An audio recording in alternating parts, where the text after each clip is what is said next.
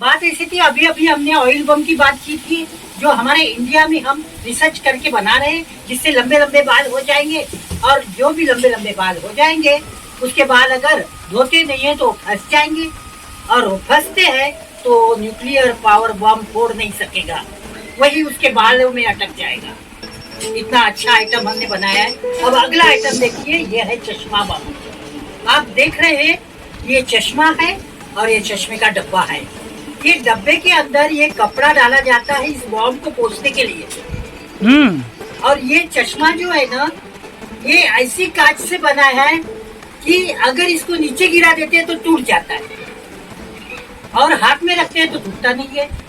अगर आंखों में पहनते हैं तो सटीक जो निशाना लगाओगे आप, उसको देख सकते हैं। अगर वो कोई परमाणु बम या कोई हाइड्रोजन बम या किसी भी प्रकार का ड्रोन हो, अगर वो हमारे ऊपर अटैक करने आ रहा होगा, अगर हम इस चश्मे से देखेंगे तो वो ड्रोन हमें दिख जाएगा। अब इसके अंदर ऐसी प्रणाली है कि जैसे हमारी आंखों से ये चश्मा पहन के हम उस ड्रोन की तरफ या उस बम की तरफ देखेंगे, या हम इसे सेट कर देंगे, तो जैसे हम इधर से देखते वैसे उसका बम फूट जाएगा, उसके हाथ में फूट जाएगा चाबी लगाने से पहले ही। अच्छी बात है ना, ये चश्मा बम है हमारा।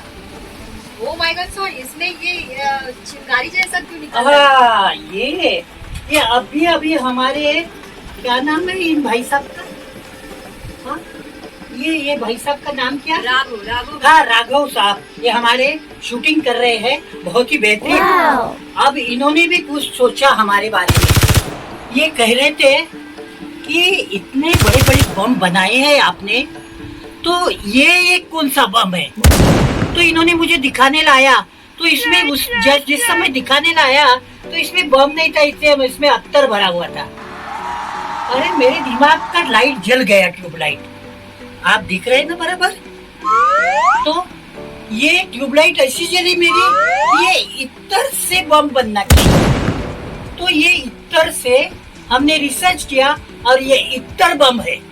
यानी जैसे हम चश्मे से देखेंगे ना, चश्मे वाले बम से, वैसे इत्र के बम में क्लैश होने लगेगा, झगड़ा होने लगेगा, और इसके अंदर जो दिख रहा है ना, ये हिलने लगेगा, और इस हिलने से इसके अंदर से ब्लास्ट हो जाएगा, और इसमें से जो कुछ उड़ेगा ना, तो सब जितना बम उड़ाने वाले होंगे ना, उनके चिथड़े चिथड़े हो जाएंगे, जैसे इसके अंदर दिखते हैं।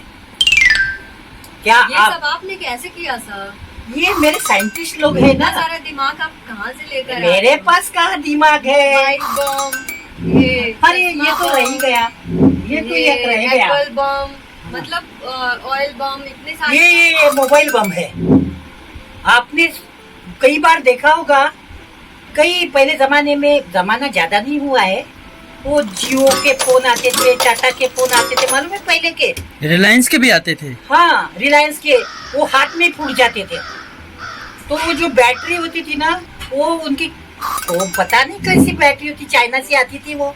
ये हिंदुस्तान में रहते, माल चाइना का इस्तेमाल करते, इसलिए चाइना वाला चिल्ला चिल्ला के हमारे ऊपर बोलता है। सुनते नहीं है, ये माल काय के लिए इधर मंगाते पता नहीं।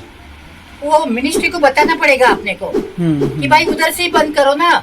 फटाके भी वैसे ही भेजे थे, बोलते थे पोल्यूशन होता है। हाँ, बेचने के लिए परमिशन दे दी, और फटाके किधर से आए? गवर्नमेंट में परमिशन दी तभी ना। हाँ, तो ये ऐसे गलत काम करते हैं। सर, तो इतने सारे बम बनाने का आइडिया आपको कैसे आया? अरे ये मोबाइल से, ये मोबाइल मेरे पास था। ये ना मेरी एक गर्लफ्रेंड थी, वो गर्लफ्रेंड बाद में मेरी शादी हो गई उसके साथ, तो उसका भेजा है तो बहुत कमाल का भेजा था भाई साहब।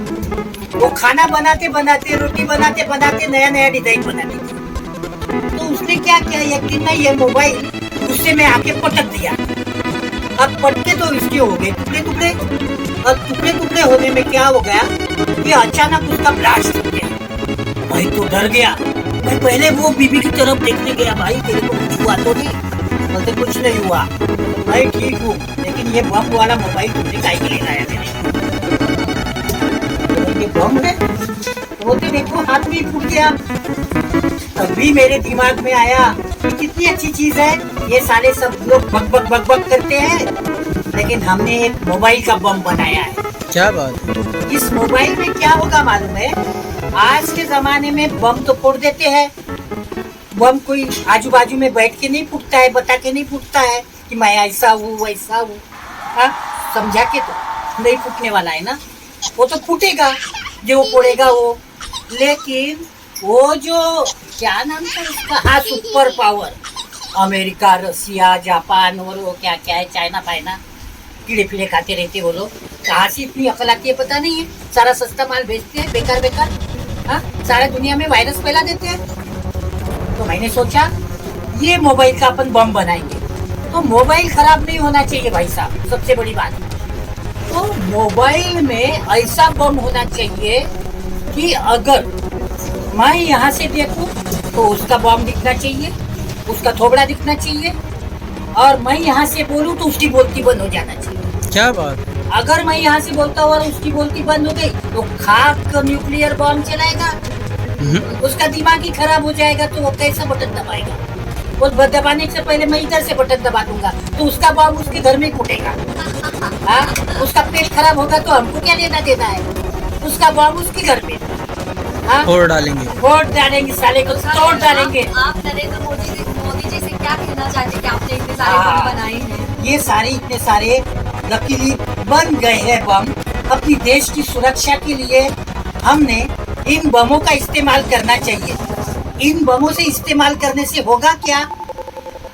कोई भी प्रकार की हानि नहीं होगी, जीवित हानि नहीं होगी। ये बम फोड़ने वाले को ही फोड़ देंगे। क्या बात है। तो आपको तो नोबेल पुरस्कार मिलना चाहिए सर जी। नरेंद्र मोदी जी से रिक्वेस्ट है कि सर को बुला के सर को अवार्ड भी देने चाहिए, क्योंकि इतने सारे बम सर ने बनाए हैं। वाह वाह।